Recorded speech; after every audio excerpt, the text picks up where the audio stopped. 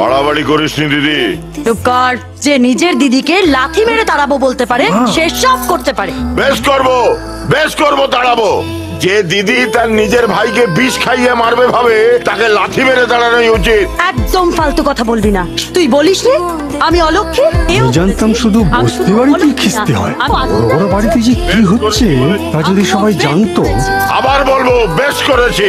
এক মিনিট। আচ্ছা মামা, মা যে তোমায় এই কথাগুলো বলেছে সেটা তোমায় কে বলেছে? বুঝলেন? আর মামা যে তোমায় এই কথাগুলো বলেছে সেটা তোমাকে কে বলেছে? পূজান।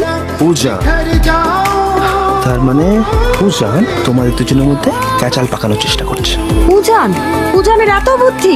কাল সাপের বাচ্চাটা কোথায় আছে নিয়ে তো? এখানে জামাই বাবু। এতদিন গর্তের মধ্যে শুয়ে ঘুমোচ্ছিল, এবার খোলস ছেড়ে বাইরে এসেছে। ছোবল মারবে বলে। কি মারবো? লন্ডনে গিয়ে